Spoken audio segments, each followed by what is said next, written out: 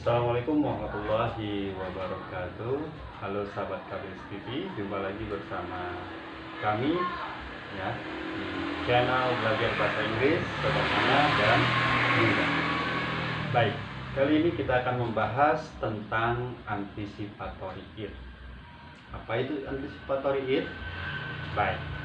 Nah, sebelum kita masuk ke pembahasan, ya, tak akan bosan kita berharap teman-teman selalu dukung channel ini dengan cara subscribe, like, comment, dan share ya, agar video ini bisa dirasakan manfaatnya untuk masyarakat luas. Oke, terima kasih. Oke, berbicara tentang anticipatory it.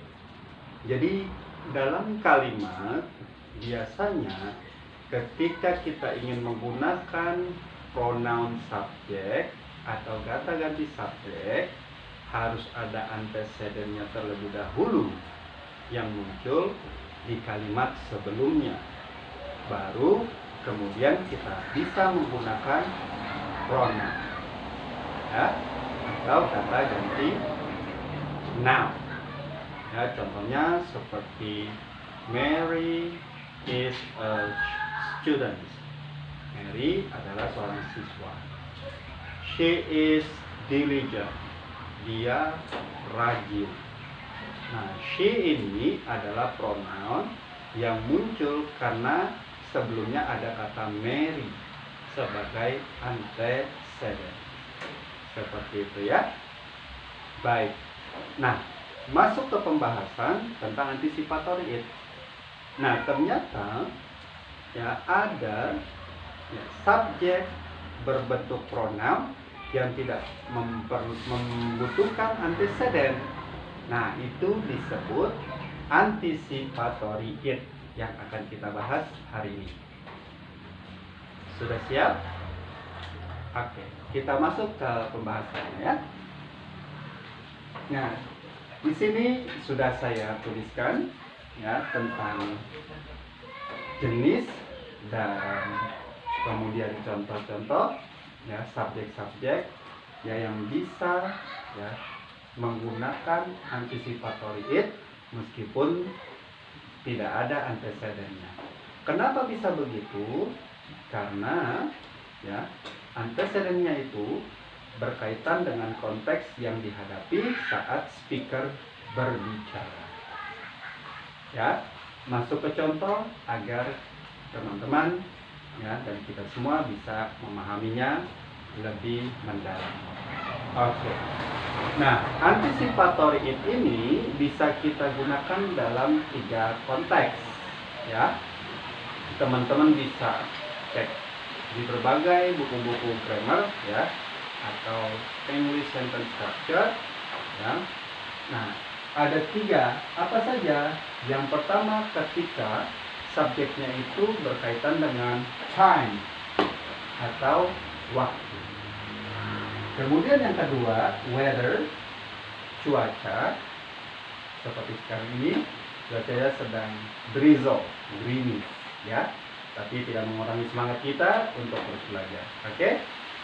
Yang terakhir adalah distance atau jarak. Ya. Nah, bagaimana pengaplikasiannya? Kita lihat contoh yang ada di papan. Contoh pertama misalkan, it is 7 o'clock. Saat ini jam 7 tepat. Oke.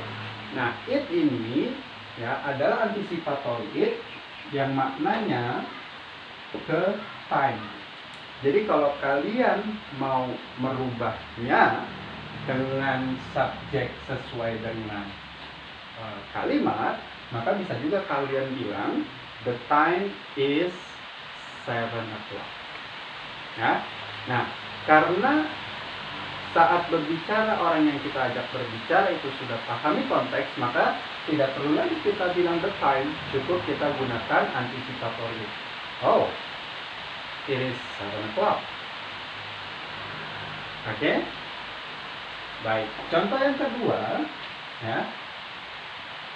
It is Sunday. Ya. Hari ini hari Minggu. Atau bisa juga kalian bilang the day is Sunday. Ya, tapi itu lagi-lagi tidak perlu. Kenapa? Karena konteks kalimatnya sudah jelas kalau si speaker sedang berbicara tentang konteks waktu, yaitu hari yang sedang dia bicarakan. Jump to the next function. Yang kedua fungsinya adalah untuk cuaca atau weather. Ya, contohnya seperti it is raining again. Ya, cuacanya hujan lagi. Ya, nah jadi it ini bermakna weather atau cuaca. Ya, mudah bukan? Baik. Contoh berikutnya apa? Misalkan tengah hari bolong, ya kalian merasa panas, ya kan? Kalian cukup bilang it is hot today. Hari ini panas. Ya, jadi tidak perlu kalian bilang the weather is hot today. Tidak salah, tetapi teman-teman bisa memanfaatkan anticipatory it, ya, secara kaidah. Baik, yang terakhir adalah distance atau jarak. Pasti sering dengar dong, long distance, ya. Teman-teman ada yang long distance? Ya. Oke ya, jadi ini hanya untuk membantu teman-teman mengingat materi ini saja ya. Intermezzo. Oke, distance adalah jarak. Ya. Contohnya seperti apa? Contohnya misalkan it is 5 kilometers from Pare to Gumul. Ya, Pare, Gumul ini adalah nama tempat. Ya, salah satu tempat di Kediri sana. Ya. Jadi, tidak perlu kalian bilang the distance ya is 5 kilometers from Pare to Gumul. Lagi tidak salah. Oke. Namun teman-teman bisa menggunakan anticipatory it. Ya, khusus untuk distance bisa juga kalian bilang from Pare to Gumul is 5 kilometers. Ya, mudah bukan? Baik. Jika ada yang kurang jelas atau ingin ditanyakan, teman-teman bisa langsung tanyakan di kolom komentar. Ya, pasti kami akan meresponnya segera. Dan buat kalian yang ingin ya kursus lebih detail atau belajar lebih detail baik secara online maupun offline ya tentang bahasa Inggris, bisa langsung hubungi ya admin kami di kolom komentar ya. Dan satu hal lagi yang teman-teman harus ingat, nah, selain ketiga fungsi ini yang kami ambil dari bukunya Robert Ford, English Sentence Structure, boleh juga teman-teman menggunakan anticipatory it ya berdasarkan konteks yang kalian hadapi. Misalnya seperti apa?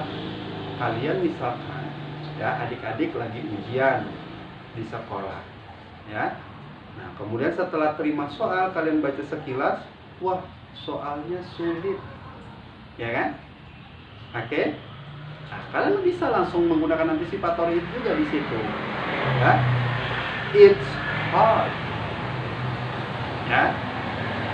Jadi tidak perlu kalian bilang the question is hard atau the examination is hard.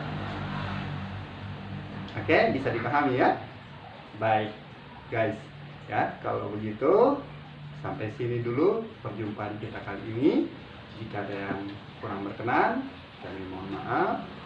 Dan jika kalian rasa video ini bermanfaat, silakan subscribe, like, comment, dan share seluas-luasnya di sosial media kalian, oke?